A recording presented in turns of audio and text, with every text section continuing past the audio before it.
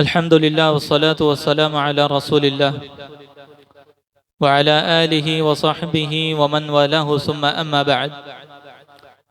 अल्लाहुम्मा इन्ना नसअलुका इल्मन नाफिअन व रिज़्क़न तय्यिबन व अमलन मुतक़ब्बला। अल्लाहुम्मा या हय्यु या क़य्यूम बिरहमतिका नस्तगीथ अस्लिह लना शअनना कुल्लह व ला तकिलना इला अनफुसिना तरफ़त ऐन।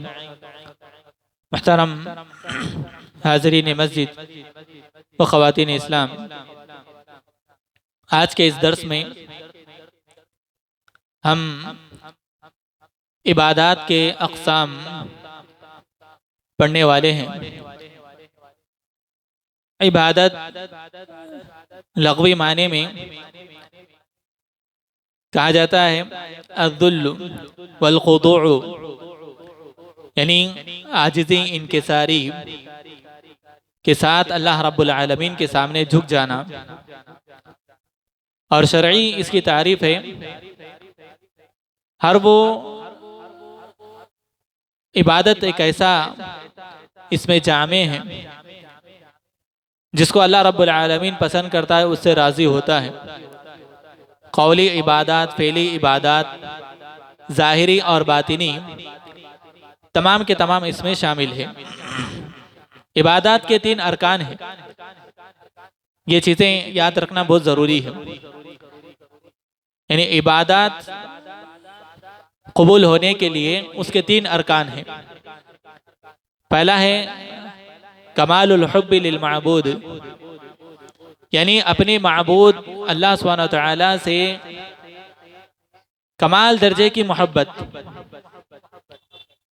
वल्लज़ीना आमनू अशद्दु हुब्बन लिल्लाह, अल्लाह रब्बुल आलमीन ने फरमाया जो अल्लाह पर ईमान लाएं वो अल्लाह से कमाल दर्जे की मोहब्बत करते हैं, यानी अल्लाह की मोहब्बत में बहुत सख्त होते हैं। तो ये पहला रुकन है इबादत की कबूलियत का, जिस पर इबादत कायम है। दूसरा है कमालुर रजा, यानी कमाल दर्जे की अल्लाह रब्बुल आलमीन से उम्मीद। हम जो इबादत कर रहे हैं वो अल्लाह रब्बुल आलमीन की उम्मीद के साथ कर रहे हैं, उसके सवाब की उम्मीद, उसके जज़ा की उम्मीद, उसके जन्नत की उम्मीद, उसकी रज़ा की उम्मीद। अल्लाह रब्बुल आलमीन ने फरमाया वयरजूना रहमतहू, और वो अल्लाह की रहमत के उम्मीदवार है। और तीसरा रुकन है कमालुल खौफ, यानी कमाल दर्जे का खौफ एक ईमान वाले के अंदर पाया जाना चाहिए। वयखाफून अज़ाबा, अल्लाह रब्बुल आलमीन ने फरमाया कि वो यानी ईमान वाले अल्लाह के अजाब से डरते हैं। जिनके अंदर ये 3 सिफतें होगी, कमाल मोहब्बत, कमाल रजा, कमाल खौफ, ये इबादत की बुनियाद है, अरकान हैं। जिनके अंदर ये 3 चीज़ें पाई जाएगी तो अल्लाह रब्बुल आलमीन इनकी इबादत को कबूल करेगा। इन तीनों अरकान को अल्लाह रब्बुल आलमीन ने सूरतुल फातिहा में जिक्र किया। अगर हमें याद करना है, याद रखना है इन तीनों अरकान को, तो सूरतुल फातिहा हम में से हर किसी को याद है।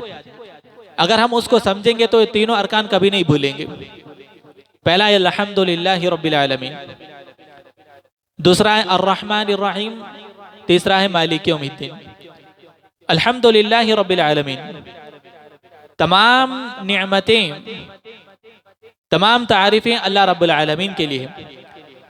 वो तारीफ़ का मुस्तहिक़ इसलिए है क्योंकि वो मुनइम है, यानी इनाम करने वाला है। हमारे पास जितनी भी निअमतें हैं वो अल्लाह रब्बुल आलमीन की जानिब से हैं। वमा बिकुम मिन निअमतिन फमिनल्लाह, अल्लाह ने फरमाया कि तुम्हारे पास जो भी निअमतें हैं वो अल्लाह रब्बुल आलमीन की जानिब से। व इन तउद्दू निअमतल्लाहि ला तुहसूहा, और अगर तुम अपने रब की निअमत को शुमार करना चाहोगे, गिनना चाहोगे, तो उसको गिन नहीं सकते।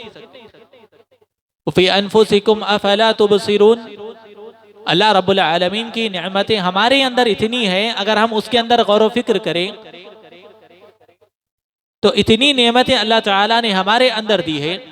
ये ज़बान, ये सोचने की सलाहियत, ये आँख, ये सुनने के लिए कान, ये चखने के लिए ज़बान, बहुत सी नेमतें अल्लाह ताला ने हमें दी है। तो अल्लाह रब्बुल आलमीन मुनइम है, यानी नेमतें निछावर करने वाला है। तो वो इस बात का मुस्तहिक है, हकदार है कि उसे मोहब्बत करे। अगर हम पर कोई एहसान कर दे तो हम उसके किस कदर कदरदान होते हैं, कैसे उसका हम शुक्र अदा करते हैं।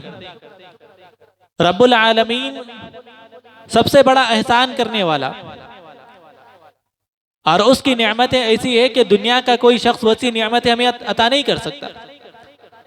तो वो सबसे ज्यादा इस बात का हकदार है कि उससे मोहब्बत करे।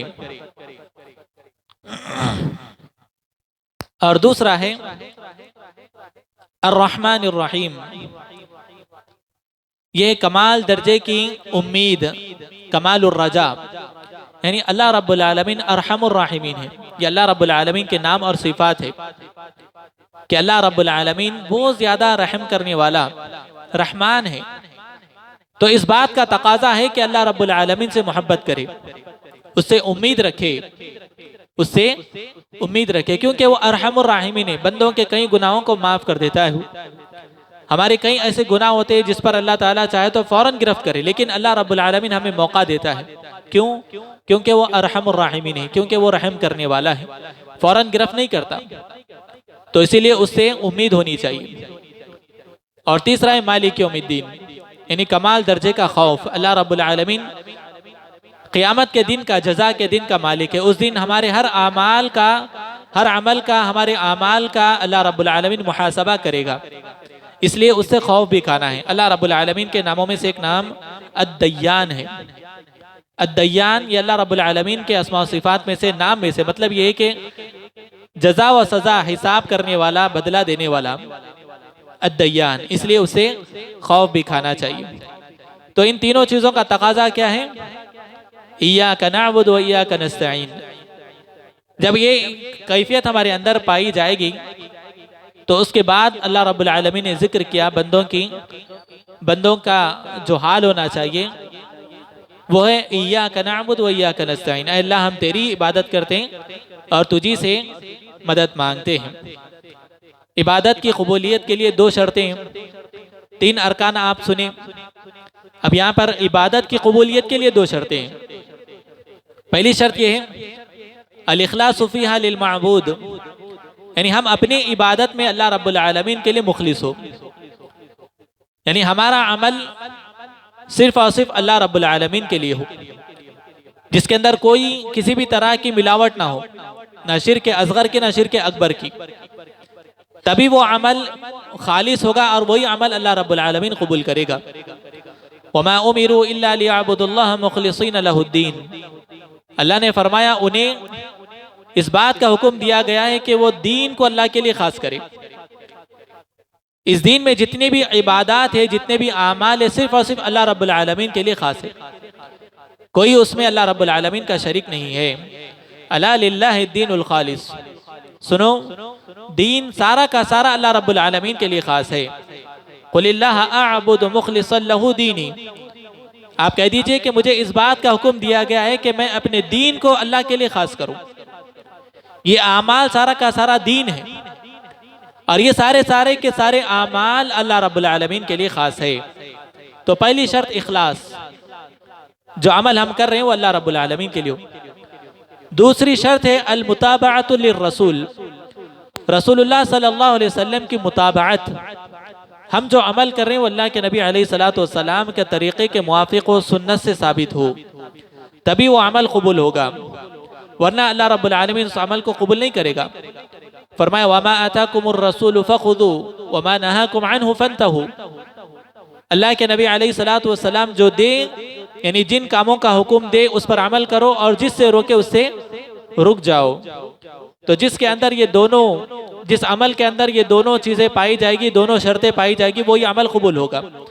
इन दोनों में से अगर कोई भी अमल यानी कोई भी शर्त छूट जाए तो अल्लाह ताला उस अमल को कबूल नहीं करता। मिसाल के तौर पर एक शख्स सुन्नत पर अमल तो कर रहा है लेकिन रियाकारी कर रहा है, अमल कबूल नहीं होगा। इसी तरह एक बंदा मुखलिस है, अल्लाह के लिए अमल तो कर रहा है लेकिन वो सुन्नत के मुवाफिक नहीं, जैसे बहुत से बिदअती हजरात करते हैं, बड़े जोश और खरोश के साथ बहुत से बिदअत अंजाम देते हैं, बड़े इखलास के साथ अंजाम देते हैं, लेकिन वो अमल अल्लाह के नबी अलैहिस्सलातु वस्सलाम से साबित नहीं है, तो वो अमल भी अल्लाह ताला कबूल नहीं करेगा। लिहाजा अमल के लिए दोनों शर्तें ज़रूरी है, एक है इखलास, दूसरा है अल्लाह के नबी अलैहिस्सलातु वस्सलाम की सुन्नत के मुवाफिक। प्यारे नबी करीम सल्लल्लाहु अलैहि वसल्लम ने फरमाया, मन अहदसा फी अमरिना हादा मा लैसा मिन्हु फहुव रद्दुन, जो कोई इस दीन में ऐसा काम इजाद करे, ऐसा अमल इजाद करे जो हमसे साबित नहीं, तो वो अमल मरदूद है, यानी अल्लाह ताला उसको कबूल नहीं करेगा, रद्द कर देगा। इसीलिए अमाल का जो दारो मदार है वो इन दो शर्तों पर है। फुज़ैल इब्न इयाद रहमतुल्लाह अलैह फरमाते हैं इस आयत के तफसीर में, लियब्लुवाकुम अय्युकुम अहसनु अमला, अल्लाह ने तुमको पैदा किया है ताकि तुम्हें आजमाए कि तुम में कौन अच्छे अमल करता है। उसके तफसीर में फरमाते हैं अखलसहु व अस्वबहु, यानी बंदा अपने अमल में मुखलिस भी हो और वो अमल सवाब हो, यानी सुन्नत के मुवाफिक हो। अगर ये दो चीजें होगी तो अल्लाह कबूल करेगा, वरना कबूल नहीं करेगा। इबादत की बहुत से अक़साम हैं, बहुत सी किस्में हैं, जिनमें से पहली किस्म दुआ है। दुआ की दो किस्में हैं, दुआए मसअला, दुआए इबादा। दुआए मसअला यानी दुनिया और आखिरत का खैर भलाई अल्लाह रब्बुल आलमीन से मांगना, अल्लाह से सवाल करना, है दुआए मसअला है। और दुआए इबादा का मतलब यह है कि हमारी सारी इबादत, हमारी हर इबादत में दुआएं जुड़ी हुई है। आप नमाज देख ले, शुरू से लेके आखिर तक सलाम फेरने तक उसमें अल्लाह रब्बुल आलमीन से हम दुआएं करते हैं। तो सारी इबादत वो भी दुआ है, वो भी इबादत है। दुआउल इबादा, अल्लाह के नबी अलैहिस्सलातु वस्सलाम ने दुआ इबादत है। तो एक है दुआए मसला, अल्लाह रब्बुल आलमीन से दुनिया और आखिरत का खैर मांगना, और दूसरा है सारी इबादत, उसे भी दुआए इबादा कहा जाता है। अल्लाह रब्बुल आलमीन ने फरमाया फदउल्लाह मुखलिसीन लहुद्दीन, अल्लाह को पुकारो, अल्लाह से दुआएं करो, दीन को उसी के लिए खास करते हुए। व अन्नल मसाजिद लिल्लाहि फला तदउ मअल्लाहि अहदा, और कहा कि मस्जिदें अल्लाह के लिए है, सो तुम अल्लाह के साथ किसी और को ना पुकारो। और फरमाया वमन अदल्लु मिम्मन यदउ मिन दूनिल्लाह मन ला यस्तजीबु लह, उससे बड़ा गुमराह कौन है जो अल्लाह को छोड़कर गैरुल्लाह को पुकारे। मन ला यस्तजीबु लह, जो उसकी पुकार का कभी जवाब ना दे सके। इला यौमल क़ियामा, यानी क़ियामत तक वो जवाब नहीं दे सकेगा। वहुम अन दुआइहिम गाफिलून, और वो उनकी दुआओं से गाफिल है। वइज़ा हुशिर अन्नासु कानू लहुम अअदाअन व कानू बिइबादतिहिम काफिरीन, और जब लोगों को मैदान महशर में जमा किया जाएगा तो वो सारे एक दूसरे के लिए एक दूसरे के दुश्मन हो जाएंगे। यानी आज दुनिया में जिन जिन को अल्लाह के अलावा गैरुल्लाह को पुकारा जा रहा है, चाहे वो अम्बिया हो, सालिहीन हो, इंतकाल के अशखास हो, सारे के सारे दुश्मन हो जाएंगे। वकानो बिइबादतिहिम काफिरीन, और वो अब उनकी इबादत का इनकार करेंगे, उनके इबादत का इनकार करेंगे। तो दुआ अल्लाह रब्बुल आलमीन से मांगनी चाहिए, क्योंकि ये इबादत है और इबादत अल्लाह रब्बुल आलमीन का हक है। और फिर किसी ऐसे शख्स से, जिंदा हो के मुर्दा, जिंदा हो के इंतकाल किया हुआ हो, ऐसे शख्स से दुआएं करना जिसकी वो कुदरत नहीं रखता। इंतकाल किया हुआ शख्स तो मालूम होता है कि वो कुदरत नहीं रखता, लेकिन जो शख्स जिंदा है उससे भी अगर दुआएं की जाए जिसकी वो कुदरत नहीं रखता, ये भी शिर्क है।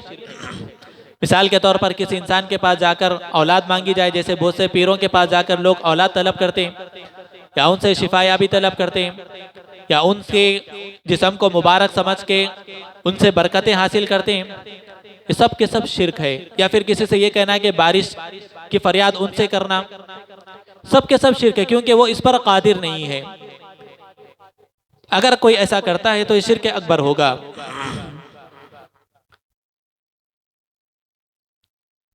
दूसरी तीसरी किस्म तो अभी हम पढ़ चुके हैं, यानी मोहब्बत, खौफ और उम्मीद, ये भी इबादत की किस्में हैं। इसी तरह इस्लाम इबादत की चौथी किस्म, पांचवी किस्म तवक्कुल है। तवक्कुल माना है अल्लाह रब्बुल आलमीन पर एतमाद करना, सिद्क़े दिल से अपने मामले को अल्लाह के हवाले कर देना, ये तवक्कुल है। सच्चे दिल से अपने मामले को अल्लाह के हवाले कर देना, अल्लाह पर कामिल एतमाद करना और उन असबाब को इख्तियार करना जो हमें फ़ायदा पहुँचाए और उन असबाब से रुक जाना जो हमें नुकसान पहुँचाए। ये तवक्कुल का सही माना है। यानी तवक्कुल का मतलब ये नहीं कि सिर्फ अपने मामले को अल्लाह के हवाले कर दे और खामोश बैठ जाएं, ये तवक्कुल नहीं है।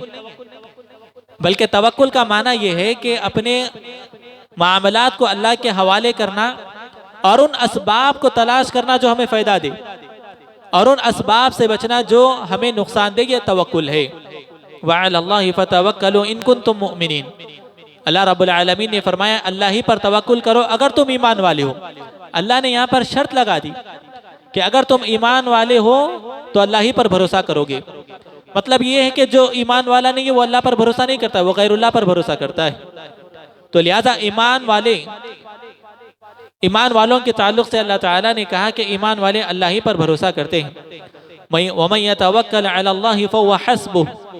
जो अल्लाह पर तवक्कुल करता है अल्लाह उसके लिए काफ़ी हो जाता है। लिहाजा तवक्कुल ये दिली इबादत है और ये अल्लाह रब्बुल आलमीन के लिए ख़ास है। मैं अल्लाह पर भरोसा करता हूँ, आप पर भी भरोसा करता हूँ, अल्लाह पर तवक्कुल करता हूँ, आप पर भी तवक्कुल करता हूँ, जायज़ नहीं है। उलमा ने इस तरह के अल्फाज किसी इंसान के लिए कहने को हराम करार दिया है। उलमा ने, क्योंकि ये तवक्कुल ये इबादत है और इबादत अल्लाह रब्बुल आलमीन के लिए ख़ास है। किसी जिंदे इंसान को भी ये नहीं कहा जा सकता कि मैं आप पर तवक्कुल करता हूँ, जायज़ नहीं है, हराम है, क्योंकि ये इबादत है और इबादत अल्लाह रब्बुल आलमीन के लिए। तो जैसे कि मैंने कहा कि उन असबाब को इख्तियार करना जो हमें फ़ायदा पहुँचाए और यही तवक्कुल है। अल्लाह के नबी अलैहिस्सलातु वस्सलाम ने तवक्कुल की तारीफ बतलाई। तवक्कुल के ताल्लुक से कहा लौ अन्नकुम ततवक्कलूना अलल्लाहि हक़्क़ तवक्कुली। अगर तुम अल्लाह पर वैसे तवक्कुल करोगे जैसे तवक्कुल करने का हक है तो तुम्हें ऐसे अल्लाह ताला रिज़्क़ देगा जैसे परिंदों को रिज़्क़ देता है। परिंदे सुबह सवेरे अपने घोंसलों से निकलते हैं और रिज़्क़ की तलाश में रहते हैं, रिज़्क़ तलाश करते हैं और जब रात में अपने घोंसलों की तरफ लौटते हैं तो उनके पेट भरे हुए होते हैं। तो ये देखिए अल्लाह के नबी अलैहिस्सलातु वस्सलाम ने तवक्कुल की मिसाल दी। परिंदे तवक्कुल करके सिर्फ घोंसले में नहीं बैठ जाते कि मेरा रिज़्क़ अल्लाह ताला मुझ तक पहुंचा देगा, बल्कि वो असबाब इख्तियार करते हैं। असबाब क्या है? घरों से निकलना, घोंसलों से निकलकर वो रिज़्क़ तलाश करते हैं और भरोसा अल्लाह पर करते। तो ये तवक्कुल की तारीफ है जो अल्लाह के नबी अलैहिस्सलातु वस्सलाम ने की, समझाया। तो एक ईमान वाले को अल्लाह पर तवक्कुल करना चाहिए और तवक्कुल करके उन असबाब को तलाश करना चाहिए, इख्तियार करना चाहिए जो उसको फ़ायदा पहुँचाए और उनसे बचना चाहिए जो उसको नुकसान पहुँचाते हैं। इसी तरह इबादत के अक़साम में से अर्रग़बतु वर्रहबतु वल खुशूअ, यानी अल्लाह रब्बुल आलमीन से उम्मीद, अल्लाह रब्बुल आलमीन से खौफ और अल्लाह रब्बुल आलमीन के लिए खुशू, ये भी इबादत की किस्में हैं। अंबिया अलैहिस्सलातु वस्सलाम की सिफत अल्लाह ताला ने बतलाई, इन्नहुम कानू युसारिऊना फिल खैराति व यदऊनना रग़बन व रहबा व कानू लना खाशिईन। यानी वो अंबिया खैर के कामों में आगे बढ़ते हैं, मुसाबका करते हैं और हमें खौफ और उम्मीद के साथ, उम्मीद और खौफ के साथ हमसे दुआएं करते हैं और वो हमारे लिए खुशू करने वाले हैं। तो ये सिफत, ये कैफियत जिसके अंदर जमा हो जाए तो उलमा ने कहा कि अल्लाह ताला उसके इबादत को कबूल करेगा, उसके मामलात को हल करेगा, उसकी दुआओं को अल्लाह ताला कबूल करेगा। क्या सिफत होनी चाहिए? सबसे पहले खैर के कामों में आगे बढ़ना चाहिए, खैर के कामों में मुसाबका करना चाहिए। दूसरा, अल्लाह रब्बुल आलमीन से उम्मीद और खौफ के साथ दुआएं भी करना चाहिए और अल्लाह रब्बुल आलमीन की खशियत अपने अंदर पैदा करना चाहिए। ये कैफियत, ये सिफत जिसके अंदर जमा हो जाए तो अल्लाह रब्बुल आलमीन उनके इबादत को, उनकी दुआओं को कबूल करता है। इसी तरह इबादत के अक़साम में से अल खशियतु, यानी अल्लाह रब्बुल आलमीन की खशियत है। खशियत ये भी खौफ के माने में है और खौफ भी इबादत है। अब इन दोनों में फ़र्क क्या है? खशियत और खौफ दोनों का माना अल्लाह से डरना है, लेकिन दोनों के अंदर फ़र्क क्या है? तो खशियत के अंदर कदर ज़ायद फ़र्क ये है कि खशियत इल्म के साथ होता है। खशियत अल्लाह रब्बुल आलमीन का जो डर है, जो खशियत है वो इल्म के साथ जुड़े हुए, मरबूत है। इसीलिए अल्लाह ताला ने कहा इन्नमा यख्शल्लाह मिन इबादिल उलमा, अल्लाह रब्बुल आलमीन से कमा हक़्क़हू डरने वाले, सबसे ज़्यादा डरने वाले उलमा होते हैं, उलमाए रब्बानियीन, जिनके पास अल्लाह रब्बुल आलमीन का इल्म होता है। जिस कदर अल्लाह रब्बुल आलमीन की मारिफत होगी उसी कदर बंदा अल्लाह से डरने वाला होगा। मन काना बिल्लाहि अअरफ काना लहू अख़वफ। उलमा ने कहा कि जो अल्लाह को जिस कदर जानता है वो उसी कदर अल्लाह ताला से डरता है। तो जिसके अंदर जिस कदर अल्लाह रब्बुल आलमीन के बारे में इल्म होगा उसी कदर उसके अंदर अल्लाह रब्बुल आलमीन की खशियत आएगी। इसीलिए अल्लाह के नबी अलैहिस्सलातु वस्सलाम ने फरमाया, इन्नी अत्काकुम लिल्लाहि व अशद्दकुम लहू व अशद्दु लहुम खशियतन, मैं तुम में सबसे ज़्यादा अल्लाह से डरने वाला और सबसे ज़्यादा अल्लाह रब्बुल आलमीन की खशियत रखने वाला हूँ। खशियत ये इबादत है, इसीलिए अल्लाह ताला ने फरमाया, फला तख्शौहुम वख्शौनी, तुम उनसे ना डरो मुझी से डरो। तो ये इबादत है और ये अल्लाह रब्बुल आलमीन के लिए खास है। इसी तरह अल इनाबतु, अच्छा ये खशियत बाज लोग गैरुल्लाह के लिए भी रखते हैं। जैसे बहुत से हजरात देखेंगे आप, किसी दरगाह के सामने से गुजरे, किसी झंडे के पास सामने से गुजरे, किसी पीर वली की कब्र के सामने से गुजरे तो बिल्कुल उसके सामने झुक जाते हैं, उसको सलाम करते हुए गुजरते हैं। ताज़ीम उसके पास ऐसी ताज़ीम होती है कि जैसे ताज़ीम नौज़ुबिल्लाह अल्लाह के लिए नहीं होती कभी। बाज़ लोगों का कहना ये भी है, शेख अब्दुल कादर जिलानी रहमतुल्लाह अलैह का नाम बगैर वजू के लिए तो ज़बान पर छाले पड़ जाएंगे, लेकिन अल्लाह का नाम बगैर तहारत के भी ले लेते हैं। तो ऐसी खशियत जैसे अल्लाह के लिए होनी चाहिए थी वैसी खशियत हमने औलिया के लिए गैरुल्लाह के लिए कर ली। देखिए औलिया का इज्जत और एहतराम यकीनन हम पर वाजिब है, यकीनन वाजिब है, उनका एहतराम करना चाहिए, उनकी इज्जत करना चाहिए, उनके मुकाम और मर्तबे को उन्हें अल्लाह रब्बुल आलमीन ने जो मुकाम और मर्तबा दिया वो देना चाहिए। लेकिन इबादत सिर्फ और सिर्फ अल्लाह रब्बुल आलमीन के लिए, जो इबादत अल्लाह रब्बुल आलमीन के लिए खास है उसमें कोई भी शरीक नहीं है, चाहे वो नबी हो या फरिश्ता हो, कि दो अल्लाह रब्बुल आलमीन के सबसे मुअज़्ज़ज़ और मुकर्रम बंदे हैं, अंबिया और फरिश्ते। इनसे अल्लाह की नाफरमानी नहीं होती। जब ये मुकर्रब फरिश्ते भी अल्लाह रब्बुल आलमीन की इबादत में हिस्सेदार नहीं है तो इनके बाद सारे के सारे अदना हैं। तो ये लोग बदरज औला अल्लाह रब्बुल आलमीन की इबादत में शरीक नहीं है। तो वो खशियत जो गैरुल्लाह के लिए की जाए हराम है, वो इबादत है, वो अल्लाह रब्बुल आलमीन के लिए है। इसी तरह अल इनाबतु यानी अल्लाह रब्बुल आलमीन की तरफ रुजू करना, अल्लाह के इताअत को कायम करते हुए, अल्लाह की नाफरमानी से बचते हुए अल्लाह रब्बुल आलमीन की तरफ रुजू करना। व अनीबू इला रब्बिकुम व अस्लिमू लह, फरमाए कि तुम अपने रब की तरफ रुजू करो और उसी के लिए फरमाबरदार हो जाओ। अल्लाह रब्बुल आलमीन की तरफ रुजू करना उम्मीद के साथ, अल्लाह से उम्मीद रखते हुए। जैसे बहुत से लोग गैरुल्लाह से भी उम्मीद रखते हैं, फला दरगाह को जाना है तो उसके लिए खास एहतमाम किया जाता है, इस उम्मीद से कि वहां पर जाएंगे तो हमारी मुश्किलात आसान हो जाएगी, हमारी परेशानियां खत्म हो जाएगी, हमारी मुसीबतें वो दूर कर देंगे। अब इसी उम्मीद से वहां पर जाते हैं, वहां पर क़ियाम होता है, वहां पर ठहरते हैं, वहां पर इबादत अंजाम देते हैं, वहां पर खाना पकाया जाता है, लोगों को खिलाया जाता है, जानवरों को ज़ुबा किया जाता है उनका तक़र्रुब हासिल करने के लिए। ये उम्मीद है, इस नीयत से अगर कोई जाता है तो हराम है, शिर्क है, क्योंकि ये उम्मीद सिर्फ और सिर्फ अल्लाह रब्बुल आलमीन से करनी चाहिए। और इसी का हुक्म अल्लाह ताला ने दिया है, व अनीबू इला रब्बिकुम, अपने रब की तरफ रुजू करो, उससे उम्मीद रखो और उसके फरमा बरदार हो जाओ। और इसी तरह इबादत के किस्मों में से एक किस्म अल-इस्तिआना है। तीन चीजें यहाँ पर आएगी, तीन नाम करीब करीब होंगे, इस्तिआना, इस्तिआज़ा, इस्तिगासा। ये तीनों इबादत है और अल्लाह रब्बुल आलमीन के लिए। सबसे पहले इस्तिआना, इस्तिआना का मतलब ये है कि अल्लाह रब्बुल आलमीन से मदद तलब करना, दीन और दुनिया के मामले में अल्लाह रब्बुल आलमीन से मदद तलब करना। इय्याका नअबुदु व इय्याका नस्तईन, ऐ अल्लाह हम तेरी इबादत करते हैं और तुझी से मदद मांगते हैं। ये इस्तिआना, मदद तलब करना। जैसे बहुत से लोग गैरुल्लाह से मदद मांगते, जबकि अल्लाह के नबी अलैहिस्सलातु वस्सलाम ने कहा इदा इस्तअनता फस्तईन बिल्लाह, जब तुम मदद तलब करो तो अल्लाह से मदद मांगो। अब बहुत से लोग गैरुल्लाह से मदद मांगते, या रसूलल्लाह मदद, या अली मदद, या ख्वाजा मदद, या गरीबुन नवाज मदद, या हसन या हुसैन। बहुत से ऐसे औलिया है जिनसे मदद मांगी जाती है। इस्तिआना है, ये अल्लाह रब्बुल आलमीन के लिए खास है, ये इबादत है। किसी गैरुल्लाह से इस तरह की मदद मांगी जाए जो कादिर नहीं है, जो कादिर नहीं है, जो हाजिर नहीं है, उनको हाजिर समझना खुद बड़ी गलती है, अकीदे की खराबी है। फिर उनसे मदद मांगना ये इबादत की, यानी इबादत को जाय कर देना है। तो इस्तिआना मदद तलब करना, अल्लाह रब्बुल आलमीन से मांगना है। दूसरा है इस्तिआज़ा।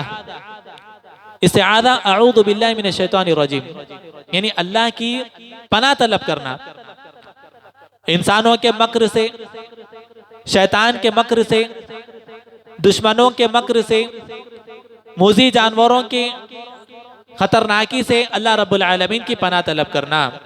कुल अऊज़ु बिरब्बिल फलक मिन शर्रि मा खलक, कुल अऊज़ु बिरब्बिन नास मलिकिन नास।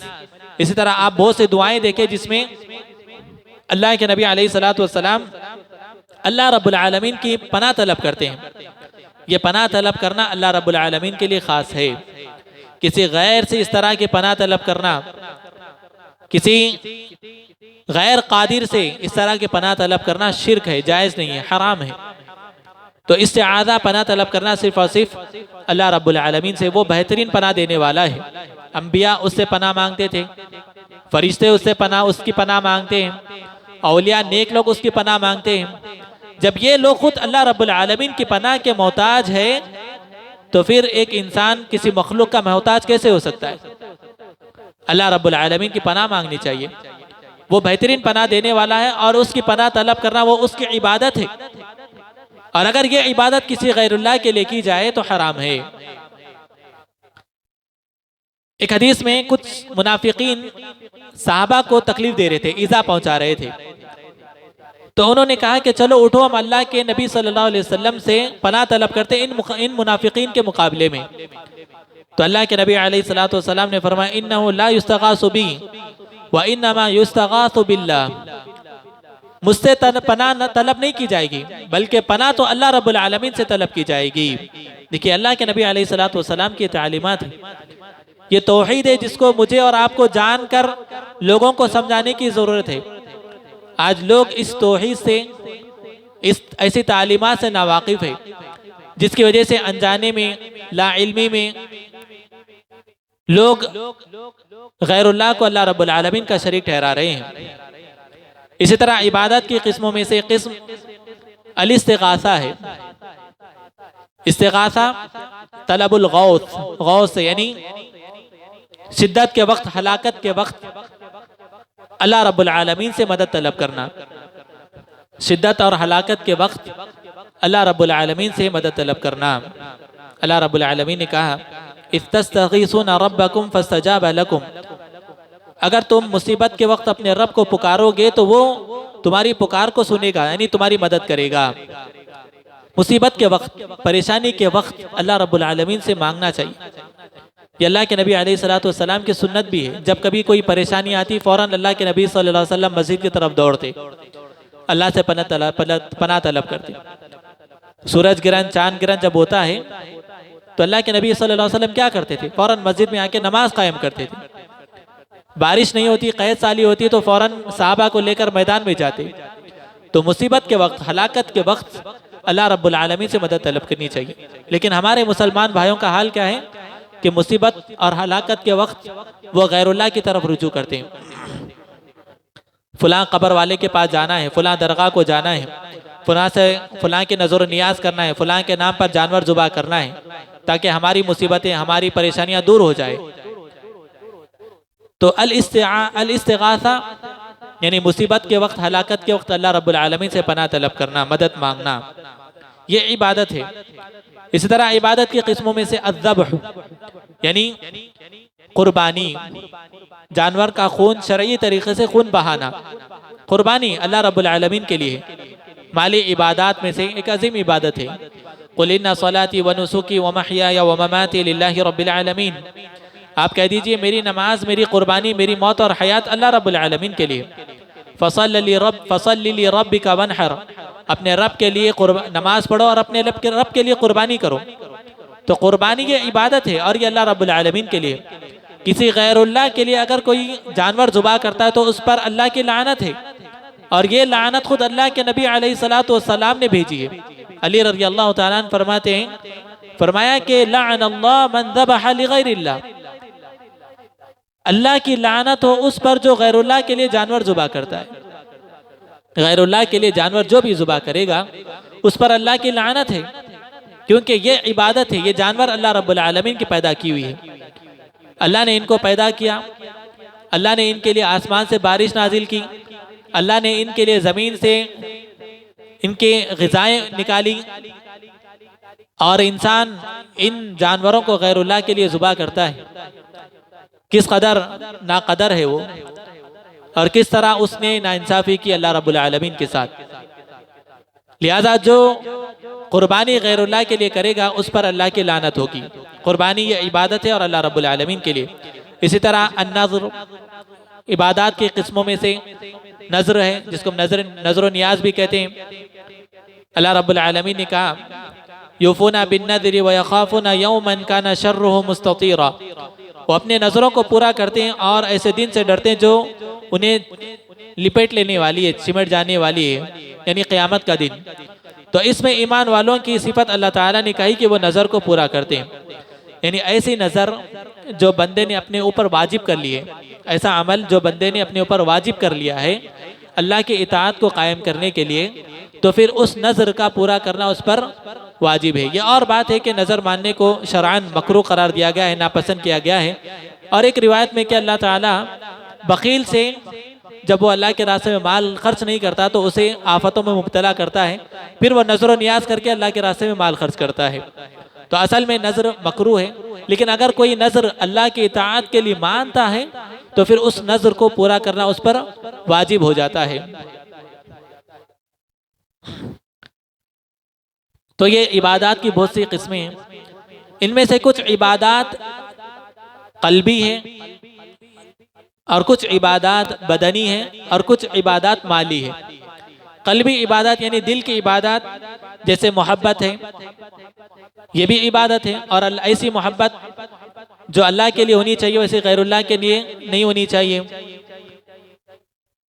और अगर कोई ऐसी मोहब्बत जो अल्लाह से करते हैं वैसी मोहब्बत किसी गैरुल्लाह से करता है तो फिर वो मोहब्बत में, इबादत में अल्लाह रब्बुल आलमीन का शरीक कर रहा है। जैसे शिया है, बहुत से मुसलमान हैं, मैं शियाओं की मिसाल दे रहा हूँ कि वो अली रज़ी अल्लाह तआला से ऐसी मोहब्बत करते जैसे अल्लाह से करना चाहिए, बल्कि वो अल्लाह से ज़्यादा नौज़ुबिल्लाह मोहब्बत करते अली रज़ी अल्लाह तआला से। व मिनन्नासी मन यत्तखिज़ु मिन दूनिल्लाहि अंदादन युहिब्बूनहुम का हुब्बिल्लाह, अल्लाह ने फरमाया कि लोगों में से ऐसे भी है जो अल्लाह का दूसरों को शरीक ठहराते हैं और उनसे वैसी मोहब्बत करते हैं जैसी अल्लाह से मोहब्बत करनी चाहिए। वल्लज़ीना आमनू अशद्दु हुब्बन लिल्लाह, लेकिन जो अल्लाह पर ईमान लाए वो अल्लाह की मोहब्बत में सबसे सख्त होते हैं। यानी अल्लाह की मोहब्बत किसी पर, किसी और की मोहब्बत अल्लाह की मोहब्बत पर गालिब नहीं आ सकती, ना औलाद की, ना माल की, ना ख्वाहिशात की, ना शहवात की, ना बीवी बच्चों, किसी की भी नहीं। वैसी मोहब्बत ईमान वाले अल्लाह से करते हैं और ये इबादत है। और खौफ, ये भी इबादत है और ये दिली इबादत है। जैसा खौफ अल्लाह से होना चाहिए वैसा खौफ किसी गैरुल्लाह से नहीं होना चाहिए। खौफ दो तरह के, एक है इबादत है, एक फितरी खौफ है। इबादत का खौफ यानी अल्लाह रब्बुल आलमीन से उम्मीद रखना। अल्लाह से जब बंदा खौफ खाता है तो उससे करीब होता है। हम अल्लाह से खौफ खाते हैं तो अल्लाह से करीब होते हैं, अल्लाह से भागते नहीं है। ये इबादत का खौफ है। लेकिन यही खौफ किसी गैरुल्लाह के लिए हो जाए, यानी किसी से डर के उनका और तकर्रुब हासिल कर रहे हैं, उनके लिए और कुर्बानियाँ कर रहे हैं, उनके लिए और नजर नियाज कर रहे हैं, हालांकि वो नफ़ा और नुकसान के मालिक ही नहीं है, तो ये खौफ अगर किसी गैरुल्लाह का पैदा हो जाए तो ये भी शिरक है। एक खौफ है फितरी खौफ, अचानक कोई आकर डरा दे, कोई चीज़ हम देकर डर जाएं, ये फितरी खौफ है, इस पर कोई गिरफ्त नहीं है। जैसे अल्लाह ताला ने मूसा अलैहिस्सलातु वस्सलाम को असा डालने के लिए कहा, जैसे उन्होंने लकड़ी डाली, अज़दा बन गया, मूसा अलैहिस्सलाम खौफ खाए, तो अल्लाह ताला ने कहा कि ऐ मूसा मत डरिए, हमारे पास अंबिया नहीं डरते। दाऊद अलैहिस्सलाम के पास दो लोग दीवार फलांग कर आए, डर गए, तो उन्होंने कहा कि डरिए मत, हम दो भाई आपके पास इंसाफ के लिए आए हैं। तो ये फितरी खौफ है। अगर ये खौफ किसी के अंदर हो तो ये इबादत का खौफ नहीं है, इस पर कोई गिरफ्त नहीं है। इसी तरह उम्मीद, ये भी दिली इबादत है, और रुजू करना ये भी दिली इबादत है। खशियत और रहबत ये भी इबादत है। तवक्कुल ये सब दिल की इबादत है। ज़बान की इबादत, ज़बान से जो हम इबादत अंजाम देते हैं, जैसे तकबीरात है, तहलीलात है, अल्लाह की हम्द व सना है, तस्बीहात है, इस्तग़फ़ार है, कुरान की तिलावत है, दुआ है, ये ज़बान की इबादत है।